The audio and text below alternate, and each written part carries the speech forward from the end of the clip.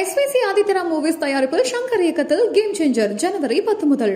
ஹாலிடேஸ்னாலே அது நம்ம GT Holidays தான். South India's #1 travel brand. கோயிலுக்கு போறதுக்கு எதுக்கு காட்டுக்குள்ள போறானுங்க? இந்த 7-8 குடும்பம் மட்டும்தான் வாழ்ந்தாலும் செத்தாலும் சரின்னு மலையில கடையா கிடக்கானு.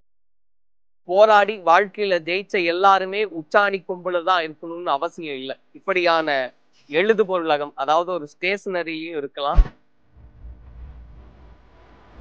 எனக்கு கடவுள் கொடுத்த இரண்டாம் வாழ்க்கை இது. கவனக்குறைவால் ஏற்பட்ட சிறிய விபத்தினால பெரிய விபரீதம் நடந்தது. அதுலேருந்து மீண்டு வந்திருக்கேன் நான். ஒரு மலேசியன் கராத்தேக்கார் அந்த கராட்டே கிட்ட ஃபைட் பண்ண சொல்ல பலமான அடி மண்டையின் பின்பக்கத்தில் இடதுபுறத்தில் அடிபட்டதுனால ஒரு பயங்கர வலி ஏற்பட்டு ஒரு சின்ன ஹெமரேஜ் ஏற்பட்டது. இதனுடைய நிலைமை ரொம்ப மோசமாயிடுச்சு. எப்படின்னா கண் பார்வை போக ஆரம்பிச்சு. முன்னாடி தான் நான் ஒரு பிரிண்டிங் ப்ரெஸ் வாங்கித்தரேன்னு ஒரு நண்பர் வந்து என்னை 3.5 லட்சம் வரைக்கும் ஏமாத்திட்டாரு. அதனுடைய இழப்பும் கொஞ்சம் கொஞ்சமாக மன அழுத்தமும் தான் இதுக்கு காரணம்னு சொல்லிட்டாரு டாக்டர்.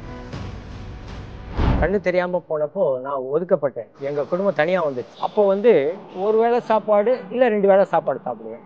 யார் உண்மையான நண்பர்கள், யார் உண்மையான உறவினர்கள் அப்படின்ற உண்மையை நான் கண்ணு தெரியாதப்போ தான் எனக்கு தெரிஞ்சுது. 3 செங்கல் கல்களை வைத்து அடுக்காக வைத்து ஒரே அடியில் அடித்து நொறுக்கக்கூடிய வலிமை பெற்றவன் நான். ஆனால் அந்த நிகழ்வுனால ஏற்பட்ட வலி என்னுடைய வாழ்நாளில் மறக்கவே முடியாது. எல்லாராலும் டாக்டராலும் கைவிடப்பட்டேன். இப்படி பல பேரால் கைவிடப்பட்ட நான் எப்படி நான் மீண்டும் வந்தேன்னா, நின்றால் யோகா, உட்கார்ந்தால் யோகா, உங்ககிட்ட நான் பேசினேன்னா யோகா, டிவி பார்த்தா யோகா, சாப்பிட்டா யோகா. ஸோ சர்வம் யோகாமயம் தான். இதை வந்து நிறைய பேர் ஒரு தப்பான கருத்து இருக்குன்னா, யோகா செஞ்சா உயிரோட வாழ்ந்துட முடியுமா? எல்லாருக்கும் மரணம் நிச்சயம். மரணத்தை தள்ளி போடலாம். குழந்தைங்க வளர என்னுடைய ரெமினேஷன் பத்தாததுனால பணப்பற்றவாறு நிறைய ஆச்சு. அப்போ என் நண்பர்கள் என்ன சொன்னாங்க, நீ வந்து ஏன் பிரிண்டிங் ப்ரெஸ்ஸில் தானே இருந்த, ஏன் ஒரு ஷாப் வைக்கக்கூடாது அப்படின்னு சொன்னாங்க. அன்றைக்கி ஆரம்பிச்சது தான். இன்றைக்கி 20 வருஷம் வரைக்கும் ஆகிடுது. ஒரு பேனாவை பற்றி தெரிஞ்சுக்கிறதுக்கு எனக்கு 2 வருஷம் ஆச்சு. எல்லாரும் சொல்கிறாங்க பேனா தானே விற்றுடலாம் அப்படின்றாங்க. நான் அப்படி தான் நினச்சேன். ஒரு பேனா நல்ல பேனாங்க, இங்கே பாருங்கள் சூப்பர் பேனா இந்தாங்கன்னு கொடுத்தா நல்லா இல்லைங்க. அப்போ என்னுடைய கணிப்பு, ஐயோ நம்ம தவறான தொழிலை தேர்ந்தெடுத்துட்டோமோ அப்படின்னு பயப்படுவேன். இல்லை விடலை. மறுபடியும் வந்தாங்க. மறுபடியும் கடை திறங்க, தலைக்காமல் திறங்க. ஸோ இந்த நிலைக்கு நான் வந்திருக்கேன்னா அதுக்கு காரணம் விடாமுயற்சியும் ஒரு தன்னம்பிக்கையும் தான்.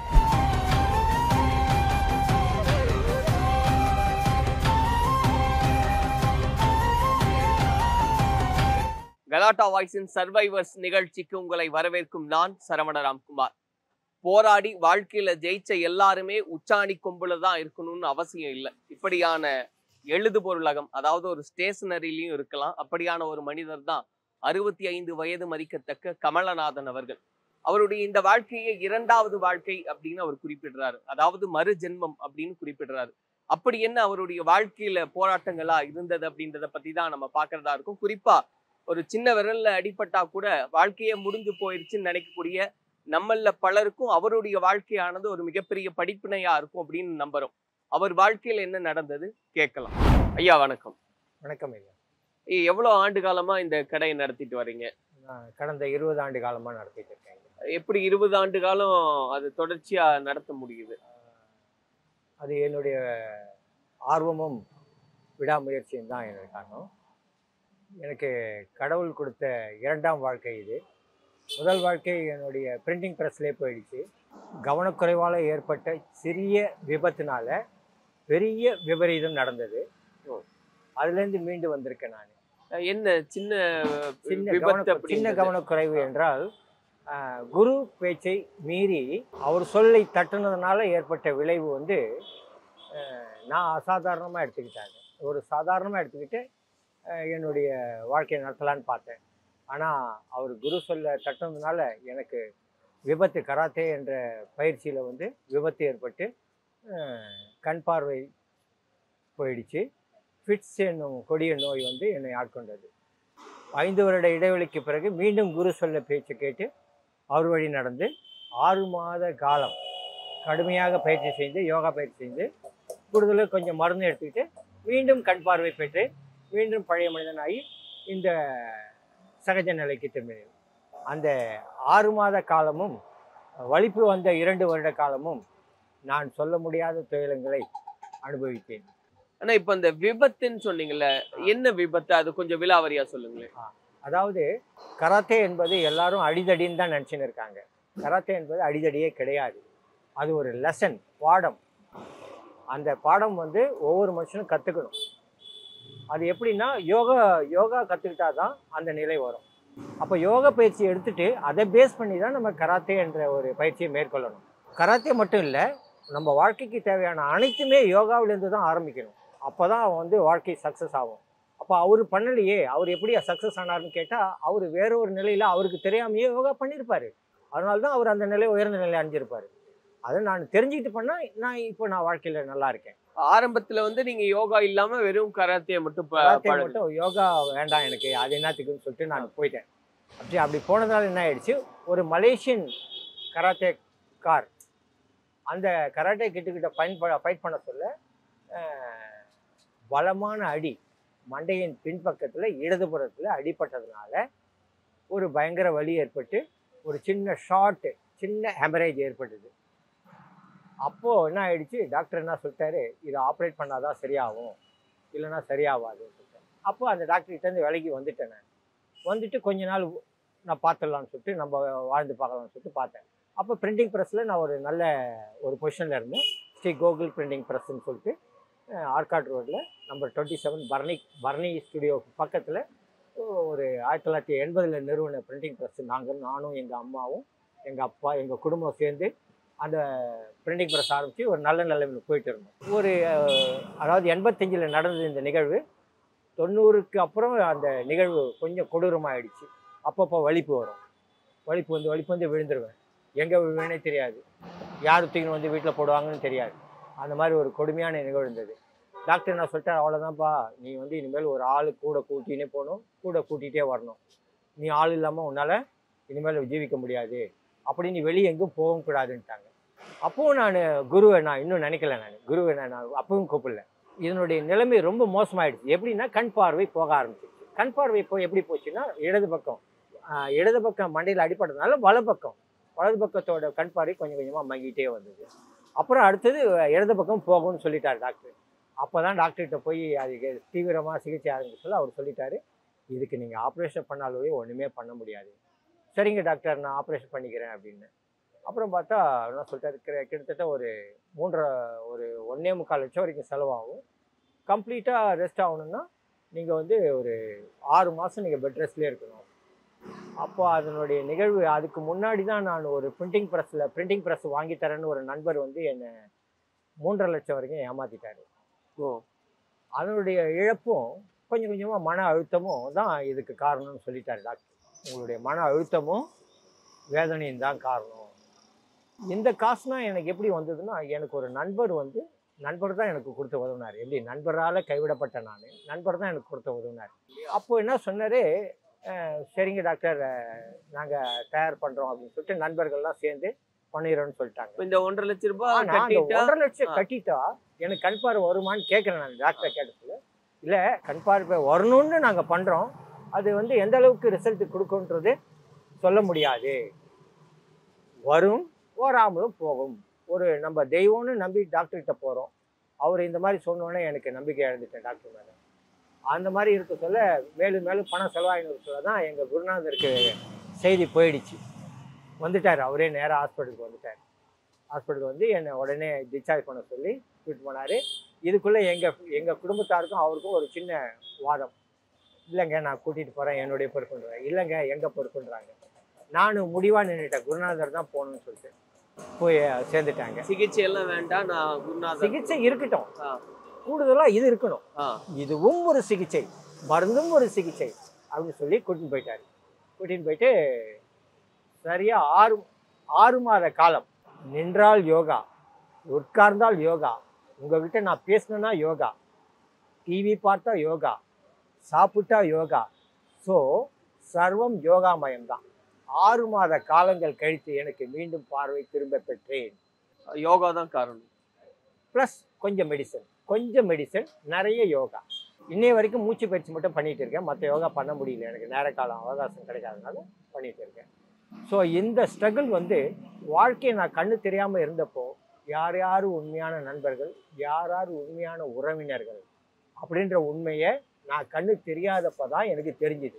ஸோ முற்றிலுமே பார்வை இல்லாத ஒரு சூழ்நிலை வந்து. ஆமாம், இடது பக்கம் முழுமையாக போய் வலது பக்கமும் ஆரம்பிச்சிருச்சு. ஸோ அந்த கண் தெரியாத பார்வையில் அப்போ தான் உண்மையான நண்பர்களையும் நான் பார்த்தேன், உண்மையான உறவுகளையும் பார்த்தேன் கண்ணு தெரியாதப்போ. ஸோ இதுதான் உண்மை. கண்ணு தெரிஞ்சப்போ இருக்கிற நிகழ்வு வேறு, அது வந்து நம்மளே சமாளிச்சுக்கிறோம். கண்ணு தெரியாதப்போ உதவுறவங்க தான் உதவுறவங்க. எல்லாராலும் டாக்டராலும் கைவிடப்பட்டேன், இப்படி பல பேரால் கைவிடப்பட்ட நான் எப்படி நான் மீண்டும் வந்தேன்னா, இந்த மாதிரி யோகா எனக்கு கற்றுக் கொடுத்த எனக்கு குருநாதர், அதை விடாமுயற்சியை நான் பண்ணி எனக்கு கொஞ்சம் கொஞ்சமாக திரும்ப பார்வை கிடச்சி மறுபடியும் அதை என்னை என்ன பண்ணிட்டாரு, நீ இப்படியே கற்றுக்கினா இது போதாது, நீ உடனே ஸ்கூலுக்கு போய் நீ கற்றுக் கொடுக்கணும் உன்னுடைய லெசனை அப்படின்னு சொல்லி அவரே ஸ்கூலுக்கு ரெஃபர் பண்ணி ஸ்கூலுக்கு நான் எழுதி போட்டார். குறைந்த வருமானம் இருந்தாலும் கொஞ்சம் இதுவாக தான் இருக்கும், ஸ்ட்ரகிளாக தான் இருக்கும். அப்போ என் பிள்ளைங்களும் வளர ஆரம்பித்தாங்க. எனக்கு தகுந்த ஒரு டிஸ்கவுண்ட் கொடுத்தாரு ஏவிஎம் சண்முகம் சார். இந்த இடத்துல அவர் பேரை சொல்லிக்கிறேங்க, சண்முகம் சார். ஏவிஎம் நிறுவனத்தில் சண்முகம்னு ஒருத்தர் இருக்கார். அவர் தான் குகனோட சன்னு, ஏவி மையப்பனோட சன் அவர் எனக்கு டிஸ்கவுண்ட் கொடுத்து, என் குழந்தைங்களுக்கு டிஸ்கவுண்ட் கொடுத்து படிக்க வச்சார். நிறைய பேர் படிக்க வச்சுருக்காரு, அதில் நான் ஒருத்தன்றது பெருமையாக சொல்லிக்கிறேன்.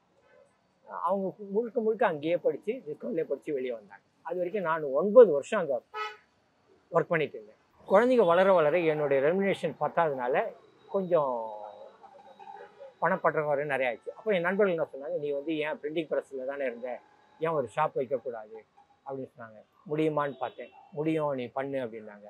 இவ்வளோ தூரம் நீ வந்திருக்க, இது வந்து நான் பெரிய விஷயமானு சொன்னாங்க. சரி, தைரியமாக வந்தேன். பக்கத்தில் இருக்கிறாருல அவர் தான், இந்த கடை ஓனர் தான் எனக்கு இந்த கடையை விட்டு கொடுத்தாரு. அவர் வந்து அந்த பிரிவினரை சேர்ந்தவங்க யாரும் கடையை விட்டு தரவே மாட்டாங்க யாருக்கும். மன்னிச்சுங்க நான் சொல்கிறது, அந்த பிரிவினரை சேர்ந்தவங்க யாருமே கடையை விட்டே தரமாட்டாங்க. ஸோ அவர் வந்து பழகினதுனால ஒரு சாதாரண ஒரு நண்பர் தான் எனக்கு இந்த கடையை விட்டு கொடுத்து எனக்கு இந்த கடைகள். அப்போ நான் பயந்தேன், நான் எப்படி நான் கடையை நடத்த முடியும், நான் ஒரு சாதாரண பிரிண்டர் தானே, இல்லை நீ நடத்துவே. அவர் என் மேலே நம்பிக்கை வச்சு பண்ணார். அன்றைக்கி ஆரம்பித்தது தான் இன்றைக்கி 20 வருஷம் வரைக்கும் ஆகிட்டு. 2004 ஆரம்பித்தேன், 2024 ஆகுது. ஸோ இந்த நிலைக்கு நான் வந்திருக்கேன்னா அதுக்கு காரணம் விடாமுயற்சியும் ஒரு தன்னம்பிக்கையும் தான். இப்போ இந்த பார்வை இல்லாத ஒரு சூழ்நிலை வந்தது அடிப்பட்டப்போ அப்படின்னு, அந்த அந்த சூழ்நிலை எவ்வளோ கடினமாக இருந்ததுன்னா அதுலேருந்து கடந்து வர. நான் பார்வை இல்லாத பொழுது ஏற்பட்ட அனுபவங்களை ஒரு திரைப்படமாகவே எடுக்கலாம். காரணம் என்னன்னு கேட்டிங்கன்னா, அவ்வளோ சுவையாக இருந்தது. வெளியே இருக்கிறவங்க பார்த்துக்கிறவங்களுக்கு, வெளியேருந்து அந்த நிகழ்ச்சியை பார்த்தா அந்த அளவுக்கு ஆனந்தமாக இருக்கும். ஆனால் நான் பட்ட துயரத்தை என்னுடைய உடம்பு எப்படி இருக்குன்னு ஒரு சின்ன சாம்பிள் சொல்லிடுறேன். 3 செங்கல் கல்களை வைத்து அடுக்காக வைத்து ஒரே அடியில் அடித்து நொறுக்கக்கூடிய வலிமை பெற்றவன் நான். ஆனால் அந்த நிகழ்வுனால, பணம் இழந்ததுனால, ஒரு நண்பனால் பிரிண்டிங் ப்ரெஸ் வாங்கி தரேன்னு சொல்லி 3.5 லட்சம் இழந்ததுனாலையும், கண் பார்வை போனதுனாலையும் அந்த ஏற்பட்ட வலி என்னுடைய வாழ்நாளில் மறக்கவே முடியாது. இல்லை, எப்படி நம்ம வந்துருவோம் நம்புனீங்களா? ஏன்னா ஒரு பார்வையே இழந்ததுக்கு அப்புறம் கூட, பார்வையை இழந்ததுக்கு அப்புறம் எப்படி நான் அப்படியே நொறுங்கி போயிட்டேன் இல்லையா. உங்களை பார்க்கறதுக்காக உங்கள் ஆசான் வந்திருக்காருன்னு சொன்ன உடனே நான் எழுந்து உட்காந்துட்டேன். அப்போ 50% எனக்கு கொஞ்சம் நம்பிக்கை வந்தது. அவர் முகத்தை நான் பார்க்க முடியாது அப்படின்னு நினைச்சாலும் எனக்கு தெய்வமே எனக்கு கண்ணை இல்லாமல் பண்ணிட்டாரு. அவர் முகத்தை பார்க்கறதுக்கு கண்ணு இல்லை, ஆனால் அவர் முகத்தை எதிர்க்க நிற்கிறதுக்கு எனக்கு கூசுது. கண்ணு தான் தெரியலையப்பா, நீ பார்க்கலாம் பாப்பான்னு நினச்சி சொல்லிடலாம். நீங்கள் மனசுன்னு ஒன்று இருக்கு இல்லையா, அவர் முன்னாடி நிற்கிறதுக்கு அப்படியே கூசுச்சு. எதனால அவர் வேண்டான்னு சொல்லி? அவர் வந்து பேச்சு மீறி போனல. ஏன் அவர் கராத்தே வேண்டான்னு சொன்னாரா? பேஸ் இது இருக்கணும்னு, யோகா இருக்கணும், யோகா வச்சுதான் நீ அடுத்தபடி போகணும். அதுதான் ரிஷி மூலமே. அதுதான் இப்போ நீங்க அது மீறினால தான் எனக்கு அந்த அவர்கிட்ட தோத்தேன். ஒரு கராத்தே பயிற்சி கிட்ட தோத்து பின்மண்டையில் அடி வாங்கினது. அந்த சண்டை எப்படி இருந்தது? அது பயிற்சி சமயத்திலேயே அது எப்படி நடந்தது? அது வந்து ஜே இண்டோர் ஸ்டேடியம்னு ஒன்று இருக்குது. அங்கே வந்து ஒரு சின்ன காம்படிஷன் மாதிரி வச்சாங்க எங்கள் செக்ஷன்லேருந்து, அங்கேருந்து. அப்போது பல நாட்டு வீரர்கள்லாம் வந்திருந்தாங்க. நிறைய இன்டர் ஸ்கூல் இன்டர் இதெல்லாம் வந்திருந்தாங்க. அப்போது வந்து நிறைய நிகழ்வு நடக்க சொல்ல, அதில் ஒரு ஃபைட் நடக்க சொல்ல, மலேசியன் ஆள் அவர்கிட்ட ஃபைட் பண்ண சொல்ல, அவருக்கு கொடுத்த ஒரு ஸ்பின் கிக்கு அதில் நான் நிலை தடுமாறி கீழே விழுந்து தலையில் அடிப்பேன். கீழே விழுந்தப்போ தலையில் அடிபட்டது. ஆனால் இதே நான் யோகா பயிற்சி பண்ணியிருந்தால் அந்த கிக்கையும் வாங்கியிருப்பேன். அடிப்படாது இருக்கவே இருக்காது கராட்டேல. ஆனால் அந்த அடியை எதிர்கொள்ளும் சக்தியை பெற்றிருப்பேன். இப்ப இதுக்கு இடப்பட்ட சமயத்துல அந்த இந்த பிரச்சனை வருது, அடிப்பட்டதுனால பார்வை இல்லாம ஒரு சூழல் வருது அப்படிங்கும்போது ஒரு மருத்துவர்கிட்ட நீங்க போனீங்கன்னு சொன்னீங்க. அவர் வந்து இந்த மாதிரி மருத்துவம் செய்யணும், பார்வை வந்தா வரும், வராட்டி. ஒரு டாக்டர் இல்ல, 2 டாக்டர் இல்ல, பல டாக்டர்கள். இல்ல அதான் கேட்கறேன். அப்போ எல்லா மருத்துவர்கள் இதுதான் சொன்னாங்களா? ஆமா, அவங்க வந்து அப்படியே நான் இவருக்கு ரெஃபர் பண்ணி தரேன், நான் இவருக்கு ரெஃபர் பண்ணி தரேன். முதல்ல போன டாக்டர் வந்து ஜென்ரல் டாக்டர் என்ன பண்ண, நீங்க கண்ணு தெரியல உங்களுக்கு கண் டாக்டர்கிட்ட போங்க. கண் டாக்டர்கிட்ட போனேன். கண் டாக்டர் என்ன சொல்ல, அவரு ஒரு ஸ்கேனு, அவரு பங்குக்கு எல்லா செலவும் பண்ணேன். ஜென்ரல் டாக்டருக்கு ஒரு செலவு, அப்புறம் அவர் கண் டாக்டர் போனேன். கண் டாக்டர் ஒரு செலவு அனலைஸ் பண்றாரு. அவர் அனலைஸ் பண்ண சொல்ல இது லைட்டுனால இல்லை, ஒயரிங்னால தான் போயிருக்கு. லைட்டு நல்லா இருக்குது, இந்த லைட்டுன்னு சொல்லுவாங்க, இதை ஒயரிங்னு வாங்க. இதை ஸோ ஒயரிங்கில் மிஸ்டேக்கு, ஒயரிங் சரி பண்ணால் இது சரியாயிடும், லைட்டை மாற்ற வேணான்ட்டாங்க. ஸோ அவர் அனலைஸுக்கு அவர் ஒரு பங்குக்கு அவர் ஒரு செலவு. அடுத்தது எங்கே போகணும், நியூரோவுக்கு போனேன். நியூரோவுக்கு போகிறதுல அவர் கொடுத்த மெடிசின்னாலையும் ரொம்ப ரொம்ப கொடுமையான மெடிசன். ஒரு நாளைக்கு ஒரு வேலைக்கு 46 ரூபாய் மாத்திரை சாப்பிடுவேன், காலையில் மத்தியானம் நைட்டு. அதில் அப்படியே கரைஞ்சி போயிட்டேன் நான். நண்பர்கள் கொடுப்பாங்க, பட் எவ்வளோ நாள் கொடுப்பாங்க? 20% வெளியே வந்துட்டேன், எவ்வளோ நாள் கொடுப்பாங்க? ஸோ அப்புறம் வாங்க முடியாமல் போவோம், வாங்க முடியாமல் போனான்னு வழி போவோம், மறுபடியும் கொடுப்பாங்க, மறுபடியும் ஆரம்பிப்பேன். இப்படி 3 மாதம் வழிக்கு வந்துட்டே இருக்கும். இப்படியே போயிட்டே இருந்து 85லேருந்து 86, 87, 88, 89, 90, 96ல் ஃபைனல் ஆயிடுச்சு. 96ல் வந்து ஃபிக்ஸ் பண்ணிட்டேன். பெரிய மருத்துவர் தான், பெரிய மருத்துவர் ஃபிக்ஸ் பண்ணிட்டாரு. தலையில கை வச்சா ஆப்ரேஷன் பண்ணா உனக்கு கண்ணு தெரியும்ட்டாரு. ஸோ ஆஃப்டர் தட் கண்ணு தெரியறதுன்னா எப்படி சார் எனக்கு கண்ணு தெரியுமா சார்ன்னு கேட்டதுக்கு, இல்லை நான் ஆப்ரேஷன் பண்ணுறேன், அதுக்கப்புறம் கண்ணு தெரியாமலும் போகலாம், தெரியும், மேக்ஸிமம் தெரியும் தான் நாங்கள் ஆப்ரேஷன் பண்ணுவோம். இல்லை சார் எனக்கு தெரியுமா சார், வலியுறுத்தி கேட்குறாங்க, அந்த பின் பாயிண்டடாக கேட்குறேன். இல்லை சார், நாங்கள் எங்கள் டாக்டர்ஸ்னால் என்ன குறிக்கோள்னா, ஒரு மருத்துவரோட குறிக்கோள் வந்து நோயாளி குணப்படுத்தணும்னு தான் செய்வாங்க, நீங்கள் ஏன் தெரிஞ்சுருக்கீங்க, படிப்படியாக தெரியும். இல்லையே சார், ஒரு கன்ஃபார்மாக சொல்ல மாட்டீங்களா சார் அப்படின்னு சொல்ல தான், இல்லை கன்ஃபார்மாக சொல்ல முடியாது, இப்படியும் போகலாம் அப்படின்னு தான் நான் அதை அவாய்ட் பண்ணிவிட்டு பிரச்சனை வாக்குவாதம் நடந்து சொல்ல தான் இந்த நியூஸ் வந்து ஒரு மாணவன், என்னுடைய சக மாணவன், யோகா மாணவனோட நியூஸு சிவானந்தா ஆசிரமத்துக்கு போயிடுச்சு. இப்போ யோகா வந்து எவ்வளவு வலிமையானதுன்னா, ஏன்னா அதோடைய ஆழம் புரியாம நிறைய பேர் இருக்காங்க. அது வந்து ஒரு அருமையான யோகா, அருமையானது, ஒரு மனிதனுக்கு தேவையானது, அருமையான ஒரு மகத்துவம் வாய்ந்த ஒரு அருமையான ஒரு பொக்கிஷன் கூட சொல்லலாம். ஒவ்வொரு மனுஷனுக்கும் வெல்த் இஸ் ஹெல்த் அப்படின்ற இதை வந்து வாசகத்தை உள்ள புகுத்திக்கணும். அவன் எந்த துறைக்கு போனாலும் போகட்டும், இதை பேஸ் வச்சுக்கிட்டு எந்த துறைக்கு வேணால் போகட்டும் தான் நான் சொல்கிறேன். உதாரணத்துக்கு காலையில் எழுந்தோன்னே ஒரு சின்ன மூச்சு பயிற்சி, சின்ன பயிற்சி, நடைப்பயிற்சி செய்கிறாங்க. நடைப்பயிற்சியே முக்கியமானு சொல்லக்கூடாது, நடைப்பயிற்சி எல்லாருமே பண்ண முடியாது. ஒரு குறிப்பிட்ட நபரை வந்து நீங்கள் நடக்கக்கூடாதுன்னு சொல்லுவாங்க, ஒரு குறிப்பிட்ட நபரை நீங்கள் நல்லா நடக்கணும்னு சொல்லுவாங்க, ஒரு குறிப்பிட்ட நபரை ஜாக்கிங் பண்ணணும்னு சொல்லுவாங்க, ஒரு குறிப்பிட்ட நகரை இந்த மாதிரி தான் நடக்கணும் நீங்கள்னு சொல்லுவாங்க. ஸோ நடைப்பயிற்சியில் இவ்வளோ வேறு விதம் இருக்குது, வித்தியாசங்கள் இருக்குது. ஒரு டாக்டரே ஒருத்தர் நடக்கக்கூடாது நீங்கன்னு சொல்லுவாங்க, ஒரு டாக்டர் நீங்கள் நல்லா நடக்கணும்னு சொல்லுவாங்க. ஸோ இதனால வேரியேஷன் வருது. ஸோ நடைப்பயிற்சின்றது ஜென்ரலாக எல்லாரும் நினச்சிக்கிறாங்க எல்லாரும் நடந்துடலாம் அப்படின்னு. ஸோ எல்லாருமே நடக்கக்கூடாது, டாக்டர் அட்வைஸ் படி தான் நடக்கணும். அனலைஸ்ன்றது அலோபதியில் வெரி வெரி இம்பார்ட்டன்ட். அனலைஸ் என்பது, டயக்னஸ் என்பது வெரி வெரி இம்பார்ட்டன்ட். எதில்? மருத்துவத்தில், அலோபதி மருத்துவத்தில். ஆனால் ட்ரீட்மெண்ட்ன்றது அது வந்து செகண்டரியாக தான் ஆகுது. ட்ரீட்மெண்ட்றது ஆயுர்வேதிக்கு தான் போகணும். நான் சொல்ல புரியுதுங்களா? டயக்னஸ் எனக்கு என்ன பிரச்சனைன்றது அவங்க டாக்டரால் தான் சொல்ல முடியும், அவங்க சொல்லிடுவாங்க. அதை வந்து ட்ரீட்மெண்ட் பண்ணுறது வந்து ஆயுர்வேதிக்லேயும் யோகா மற்ற விஷயங்கள், அலோபதியிலேயே ட்ரீட்மெண்ட் எடுத்துக்கூடாது. அதனால பல சைடு எஃபெக்ட் வரும்னு சொல்லிட்டு உலக நியதி அது, அதை மாற்றவே முடியாது யாராலும். அதுதான் உண்மை, சைடு எஃபெக்ட் வரும்ன்றது உண்மை. ஸோ அதனால தான் நான் யோகாலேயே இறங்கிட்டேன். அது யோகா வந்து இந்த மாதிரி இதெல்லாம் நத்திங். எவ்வளவு வருஷமா? கடை வச்சதுலேருந்து 20 வருஷமா நான் யோகா பண்ணி ஸ்கூலுக்கு ஆரம்பிச்சிட்டேனே. ஸ்கூலுக்கு டீச் பண்ண ஆரம்பிச்சிட்டேன்ல, அப்பத்துலேருந்தே ஸ்டாப் ஆகிடுச்சு. ஆனா இப்போ இந்த மருத்துவத்துக்கு 1,50,000 ரூபாய் கேட்டாங்க, அதுக்கு முன்னாடி ஒரு 3,00,000 ரூபாய் இழந்துட்டேன். அது எப்படி நடந்தது? நான் ஒரு பிரிண்டர், பேசிக்கலி நான் ஒரு பிரிண்டர். பிரிண்டிங்கில் எனக்கு ஒரு அலாதி பிரியம். 1970 எங்கள் பெரியப்பா பிரிண்டிங் ப்ரெஸ் வச்சார். அப்போ நான் அங்கே லீவுக்கு போவேன். கோட்டையில் லீவ் விட்டு அங்கே போயிடுவேன். போனால் அங்கே ஆசையாக பார்த்துட்டு இருப்பேன், எல்லாத்தையும் பார்த்துட்டு இருப்பேன். வேலை செய்ய சொல்லுவார். என்ன வேலை செய்ய சொல்லுவார்னா, என்னை பெருக்க சொல்கிறாரேன்னு சொல்லிட்டு பார்ப்பேன். அவர் பெருக்க சொல்லுவார். என்னடா பெருக்க சொல்கிறாரேன்னு பார்த்தேன். சரி பெருக்கினேன். அப்புறம் எப்போ மிஷின்கிட்ட விடுவாருன்னு பார்த்தேன். மிஷின்கிட்டே விடவே மாட்டார். என்ன வேலை செய்கிற இடத்துல விட என்ன பெருக்கிட்டே இருப்பார். அவர் பேசிக்லேருந்து வர யோகா கற்றுக்கினா தான் கராத்தே அப்படின்ற யோகா குருநாதர் சொன்னார் இல்லையா, அது மாதிரி நீ ஒரு பிரிண்டிங் ப்ரெஸ் வைக்கணும்னா பெருக்கு, அப்போ அடிபணிந்தால் தான் நீ தலைவனாக முடியும் அப்படின்னு பெருக்க சொல்லி கொடுத்தாரு. அப்புறமேல் தான் புரிஞ்சுது அது. அப்புறமேல் தான் சந்தோஷமாக பெருக்கினேன். அதுக்கப்புறம் அடுத்த ஸ்டெப் வந்தேன். அதுக்கப்புறம் மிஷினுக்கு வந்தேன். மிஷின் கற்றுக்கணுன்னா அடுத்தது நான் சொந்தமாக ப்ரெஸ் வச்சுட்டோம். அது இந்த கால அவகாசம் எவ்வளோ நாள் ஆச்சுன்னா, 1970 போன நான் 80 பிரிண்டிங் ப்ரெஸ் வச்சோம் சொந்தமாக. எங்கள் அப்பாவோட ரிட்டையர்மெண்ட் ஃபண்டை வச்சு ஆர்காட் ரோடில் ஒரு சின்ன ப்ரெஸ் வச்சோம். அதில் நாங்கள் ரொம்ப சந்தோஷமாக இருந்தோம், ரொம்ப நல்லா இருந்தோம். இந்த நிலைமை அந்த பிரிண்டிங் ப்ரெஸ்ஸை வச்சு அந்த இடத்தையே வாங்கிட்டோம். நாங்கள் எந்த இடத்தையே நாங்கள் பிரிண்டிங் ப்ரெஸ்ஸை வச்ச இடம் ஆர்காட் ரோட்லேயே அந்த இடத்தையே வாங்கிட்டோம். ஒரு சின்ன இடம் தான். ஸோ ஆர்காட் ரோடில் வாங்கியிருக்கன்றது தான் உங்கள் குறிப்பு.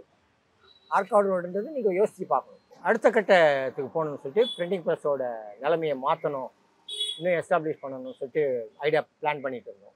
அப்போ பக்கத்தில் என்னுடைய பால்ய நண்பர் ஒருத்தர் இருந்தார். அவர் சொன்னார், இது மாதிரி எனக்கு நண்பர் ஒருத்தர் பெங்களூரில் இருக்கார், அவர் பிரிண்டோரமா 164 பிரிண்டிங் ப்ரெஸ் வாங்கி தருவார், நீங்கள் ஃபண்ட் அரேஞ்ச் பண்ணி கொடுத்தீங்கன்னா நீங்கள் கொஞ்சம் பணம் கொடுத்தா போதும், 50% கொடுத்தா போதும், 50% நான் ஈஸி இன்ஸ்டால்மெண்ட்டில் வாங்கி தரேன் அப்படின்னாரு. ஓகேன்னு சொல்லிவிட்டு நாங்களும் ரெடி பண்ணி பணம் கொடுத்துட்டோம். ஆனால் ரெடி பண்ணி கொடுத்த நாட்களில் கொஞ்ச நாள்லேயே அவர் அப்டாண்ட் ஆகிட்டார். 3,00,000 ரூபாய் பணத்தோடு. அப்புறமேல் தான் தெரிஞ்சது அவர் பலதரப்பட்ட வகைகளில் பல லட்சங்கள் செய்து கோடிக்கணக்கில் செஞ்சு அவர் மறைவானது அப்புறமேல் தான் தெரிஞ்சது. இது எந்த வருஷம் நடந்தது? இது 93ல். 93ல் 3,00,000 ரூபாய்னா அது எப்படி அதெல்லாம் தாங்கி? சேமாக இருக்குது, அசிங்கமாக இருக்குது வெளியே சொல்கிறது. அதாவது நண்பர், நல்ல நண்பர், அவரோட திறமைகள் அலாதி.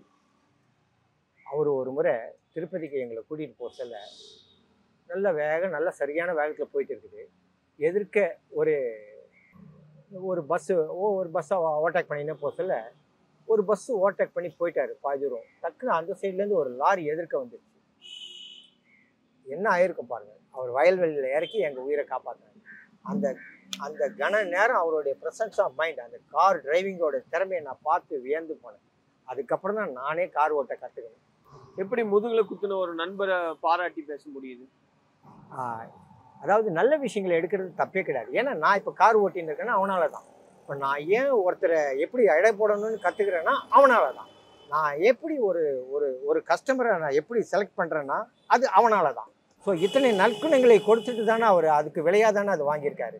இந்த உலகத்தில் எதையுமே நம்ம இலவசம் பெறவே முடியாது. ஸோ நான் அதற்கான கொடுத்த விலை கொஞ்சம் அதிகம்.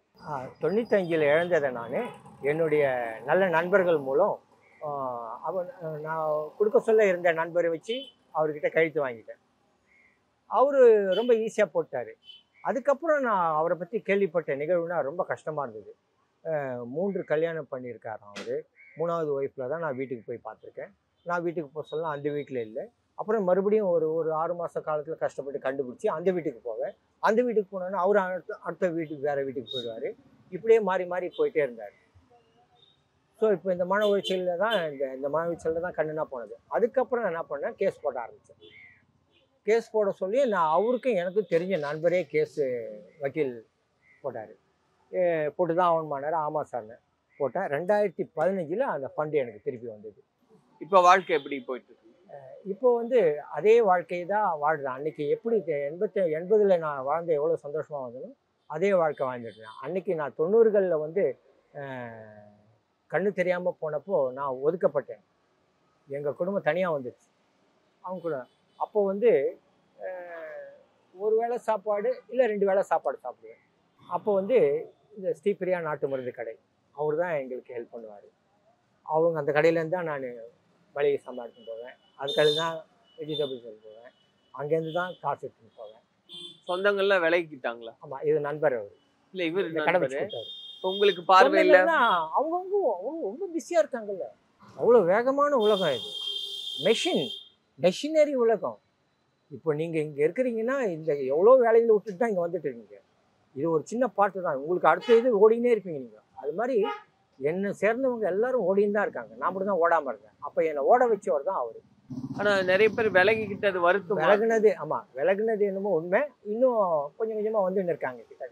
இப்ப 90ல இருந்து கணக்கு பண்ணோம் 2024னா ஒரு 34 வருஷமும் உங்களுக்கு அந்த ஜீவனை கொடுத்ததே யோகா தான். ஆமாம், அதில் என்ன, அந்த யோகா இல்லைன்னா நான் இங்கே நிற்க முடியாதுல்ல. பேசிக் நான் ஒரு வெர்க்கோஸ் இருக்குது. என்னைக்கு அந்த 95ல் உடல்நல குறைகள்னா ஒரு மாற்றம் இருந்தது இல்லையா, அந்த மாற்றத்தை ரெக்கவர் பண்ண முடியாது. கண்ணு தெரிஞ்சது ஓடின்னு இருக்கேன் நினைக்கிறேன். ஆனால் உடல்நிலை மாற்றதுன்றது வளராமல் பார்த்துக்கிட்டேன். ஒரு குறைவு, கால் நரம்பு சுற்றுதல், இது வந்து நாளுக்கு நாள் வளரக்கூடியது. நான் 24 hours நின்றுட்டே இருப்பேன். பெண்டிங் ப்ரெஸ்லேயும் நின்றுட்டே இருப்பேன். ஸோ அன்றைக்கி 95ல் கால் நரம்பு சுற்றுனது நாளுக்கு நாள் வளர்ந்து எவ்வளோ பெருசாக இருக்கணும், நிற்க முடியாமல் பண்ணியிருக்கோம். ஆனால் அந்த சுருக்கத்தை அப்படியே அதே நிலையில் நிறுத்திட்டு இருக்கேன் இன்னை வரைக்கும் யோகாவில். இப்போ வரைக்கும் காலையிலேருந்து சாயந்தரம் நிற்கிறீங்க. ஆமாம், அந்த வெர்க்கோஸ் வந்து என்ன பண்ணும், வளர்ந்துக்கிட்டே இருக்கும் நாளுக்கு நாள். ஏன் எனக்கு வளரல? அதுதான் யோகா. பேசிக்கா சொல்லுங்களேன். இப்போ யோகாவை பத்தி தெரிஞ்சுக்கணும்னு நினைக்கிறவங்களுக்கு எதெல்லாம் பண்ணலாம், எதெல்லாம் யோகா? ஒருத்தர்கிட்ட பேசுறீங்கன்னு வச்சுங்களேன், அப்போ பேச சொல்ல நீங்கள் வந்து உங்கள் முகத்தில் வந்து ஒரு வெளிச்சம் தெரியணும். எதிராளி எப்படி இருக்காருன்னு பார்க்கக்கூடாது. அவன் நம்மளை பார்க்க சொல்ல நம்ம முகம் பிரகாசமாக இருக்கணும். அதுக்கேற்ற மாதிரி நீங்கள் டைரெக்ஷனை மாற்றணும். ஒன்று. அப்புறம் உணவு உண்ணும்போது அதை நொறுக்கணும். பேக் பைன் ஸ்ட்ரைட், இதில் அதாவது சிரமது கண்டம், இந்த தலை வந்து எஞ்சான உடம்புக்கு தலை இருக்கு இல்லையா, இந்த ஸ்பைன் நேராக இருந்து தான் சாப்பிடும்போது நிமிர்ந்து சாப்பிடணும். அது நொறுக்கணும். உமிழ்நீரோட சுவைத்து சாப்பிடணும். ஸோ இதை வந்து நிறைய பேர் ஒரு தப்பான கருத்து என்ன இருக்குன்னா, யோகா செஞ்சுட்டா உயிரோட வாழ்ந்துட முடியுமா? அது எல்லாருக்கும் மரணம் நிச்சயம். மரணத்தை தள்ளி போடலாம். இப்போது ஒருத்தர் நான் இவர் தான் செஞ்சார், இவர் செத்துட்டாருன்னு சொல்லுவாங்க. யோகா வந்து உயிரை காக்கிறது இல்லை. உன்னுடைய உடம்புல இருக்கிற செல்ஸில் வந்து நிலை நிறுத்துதல், அதன் தன்மை மாறாமல் அப்படியே வச்சுக்கிறது தான் யோகாவை தவிர, நீ அதை செஞ்சுட்டா நீ 100 வருஷம் வாழ்ந்துடலான்ற தவறான கருத்து இருக்கவே கூடாது. யோகத்தில் நுழைய சொல்ல அதை பற்றி தெரிஞ்சுக்கணும். தெரிஞ்சுட்டு பண்ணிங்கன்னா 100% சக்ஸஸ் தான் அது. இப்போ உதாரணத்துக்கு நான் ஏன் இன்னும் செழிப்பாக இல்லை அப்படின்னு கேட்கலாம். ஏன்னா நான் ஷேப்பை இழந்துட்டேன். 95ல் நான் என்ன இழந்தனோ அப்போ மீதி இருக்கு இல்லையா, அந்த மீதியை வந்து தக்க வச்சு கொண்டேன். இதுதான் உண்மை. இது நிறைய பேர் தெரியாது. ஏன் யோகா பண்ணணும்னு நீ அப்படி மாறிடணுமே எப்படி மாறிடணுமே அப்படின்னு நினைப்பாங்க. அது தவறு. ஸோ யோகா என்பது உங்ககிட்ட என்ன இருக்கோ அதை தக்க வச்சுக்கிட்டு அதை நிலைநிறுத்துதல். இதுதான் யோகா. நிறைய பேர் என்ன நினச்சிக்கிறாங்க, அதை வந்து ஏதாவது சக்கரை வியாதி வந்துச்சு அது ஏன் போக மாட்டேங்குது யோகாவில், என்ன பர்சன்டேஜ் இருக்கோ அப்படியே இருக்கிற மாதிரி அதை அந்த நிலையிலே நிறுத்தி அந்த நிலையில் நீ எந்த அளவுக்கு உயிர் வாழ முடியும் அதை அப்படியே நிறுத்தி போயிட்டே இருக்கலாம்.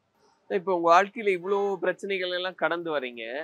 இந்த நிகழ்ச்சியினுடைய நோக்கமே ஒரு சின்ன சுண்டு விரல் அடிபட்டா கூட வாழ்க்கைய முடிஞ்சிருச்சு, எனக்கு மட்டும் ஏன் இவ்வளோ பெரிய பிரச்சனைன்னு நினைக்கிறாங்க இல்லையா?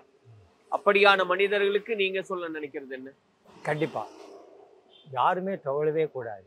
ஒவ்வொரு மனுஷக்குள்ளேயும் ஒரு மனசு இருக்குது. ஒவ்வொரு மனுஷங்குள்ளேயும் ஒரு மனசு இருக்குது. அந்த மனசுல வந்து கண்டிப்பான உங்களுடைய அசைவுகள் இருந்துக்கிட்டே இருக்கும். உங்களுடைய நினைவுகள் அசைஞ்சிக்கிட்டே இருக்கும். அந்த நினைவுகளை வந்து நீ தோண்டி எடுத்து சரியான பயிற்சி, முறையான ஆசான், முறையான நல்ல நண்பர்கள் இவங்களோட சேர்ந்தீங்கன்னா கண்டிப்பாக நீங்கள் சக்ஸஸ் ஆகுங்க. துவளவே கூடாது. துவளுவோம். நான் கூட அப்பப்போ ஒரு மாதத்தில் ஒரு நாள் வந்து துவளுவேன். எப்படி துவளுவேன்னா, சரி இந்த செக்கு வருது, நீங்கள் மக்கள் நடமாட்டமே இல்லையே, மக்கள் நடமாட்டமே இருக்காது, அப்போ என்ன பண்ணலாம் அவனு வந்து அப்படியே தோண்டுவேன். அன்னைக்கு மறுநாள் என்ன பண்ணுவேன், அதே உத்வேகத்தோடு வரணும். மறுநாளையும் தோண்டிடக்கூடாது. இப்போ எனக்கு அப்புறம் ஒரு 2 நண்பர்கள் கடை வச்சாங்க. 1 வருஷத்தில் மூடிட்டாங்க. ஏமா மட்டும் இல்லைப்பா, போக முடியலப்பா, கடை திறக்க முடியலப்பா. ஸோ அப்படின்னா சொல்கிறாங்க. அப்படின்னா சொல்லக்கூடாது. இன்றைக்கி வருமானம் வரலையா, உன்னுடைய டியூட்டி கடை திறக்கணும், கடை திறந்துடு. இன்றைக்கி வரலையா, நாளைக்கு வருவாங்க. நாளைக்கு வருவாங்க அப்படின்ற ஒரு நம்பிக்கையோடு திறக்கிறேன். நாளைக்கு வருவாங்க, நாளன்னைக்கு வருவாங்க, நாளன்னைக்கு வருவாங்க. ஸோ இது 2 வருட காலம். ஒரு பேனாவை பற்றி தெரிஞ்சுக்கிறதுக்கே எனக்கு 2 வருஷம் ஆச்சு. எல்லாரும் சொல்கிறாங்க பேனா தானே விற்றுடலாம் அப்படின்றாங்க. நான் அப்படி தான் நினச்சேன். ஒரு பேனா நல்ல பேனாங்க, இங்கே பாருங்கள் சூப்பர் பேனா இந்தாங்கன்னு கொடுத்தா நல்லா இல்லைங்க அப்படின்னுவாங்க. அப்போ என்னுடைய கணிப்பு, ஐயோ நம்ம தவறான தொழிலை தேர்ந்தெடுத்துட்டோமோ அப்படின்னு பயப்படுவோம். இல்லை விடலை, மறுபடியும் வந்தாங்க, மறுபடியும் கடை திறந்து சளைக்காமல் திறந்து. அப்போ இது படிப்படியாக என்னுடைய உணவு சதவீதம் அதிகரிச்சுது. 2 வேளை சாப்பிட்டது 3 வேளை 4 வேளை சாப்பிட்ற மாதிரி. ஆனால் சாப்பிடக்கூடாது அது மாதிரி. ஸோ அந்த நிறைவு இருந்தது. சொந்தக்காரங்க கிட்ட இருந்தாங்க. பத்தாக்குறைக்கு அனிமல்ஸ் பூனைங்களுக்கு சாப்பாடும் போட்டுருக்கேன். ஒன்று விட்டு ஒரு நாள் 200 மீன் வாங்கி கொடுத்துட்டே இருக்கேன் அவங்களுக்கு. நாங்கள் சாப்பிட்றோமோ இல்லையோ அவங்களுக்கு சாப்பாடு போட்டுருக்கேன். ஸோ இதெல்லாம் வளர்ச்சி. ஆனால் இதெல்லாம் பயிற்சி இல்லாமல் பண்ணக்கூடாது. ஒருவேளை சாப்பிட்டதுன்னா உடல்ல பிரச்சனைனாலே இல்ல சூழ்நிலையா? சூழ்நிலை சரியில்லை, அந்த அளவுக்கு ஒதுக்கப்பட்டேன். ஆனா ஒண்ணு தெரிஞ்சுக்கணும்னு நினைக்கிறேன். ஏன்னா இந்த மாதிரி இக்கட்டான சூழ்நிலையில தான் நம்ம நல்லவங்க யாரு, வேலைக்கு போறவங்க யாரு, கண்ணு தெரியாதப்பதான் நான் பார்த்தேன். கண்ணு தெரியாதப்பதான் யாரு உறவினார் யாரு நண்பர்கள்ன்றது அப்பதான் தெரிஞ்சுது. ஏதாவது ஒரு சம்பவம் இருக்காண்ணா, நான் இந்த மாதிரி ஒரு சின்ன உதவி கேட்டு போனேன் ஆனா இப்படியெல்லாம் நடந்தாங்களேன்னு? யாரும் வந்து பார்க்கல, வந்து ஹெல்ப்னு கேட்கல. அப்போ வந்து அவனும் வந்து பார்க்கல, நண்பர்கள் பணம் வாங்கணும் போனவன் வந்து பார்க்கல. கொஞ்சம் பக்கத்தில் நான் சாதாரணமாக இருந்தவங்கன்னா வந்து பேசி என்னப்பா என்ன உதவி வேணும், இல்லை காசு வேணுமா அப்படின்னு கேட்டாங்க. இல்லை நீங்கள் உங்களை பார்க்கவே தவிர்த்த நபர்கள்லாம் இருந்தாங்க? ஆமாம், பார்க்க தவிர்த்த நபர்கள்னா அப்போ அந்த காலகட்டத்தில் அது சொல்ல விரும்பலை. அந்த காலகட்டத்தில் பார்க்காதவங்கன்னா அப்படியே போயிட்டாங்க. ஆனால் இப்போ சமீப காலமாக 10-15 வருஷமாக கொஞ்சம் கொஞ்சமாக அப்படியே எட்டி பார்க்குறேன்.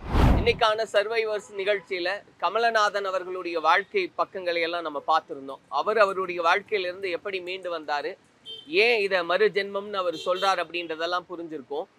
உண்மையிலேயே வாழ்க்கையில போராடி ஜெயிச்சவங்க உங்க அக்கம் பக்கத்தில் இருக்கிறவங்க இல்லை உங்க வீட்டில் இருக்கக்கூடிய நபர்களா இருந்தா இந்த நிகழ்ச்சிக்கு நீங்க ரெஃபர் பண்ணலாம்.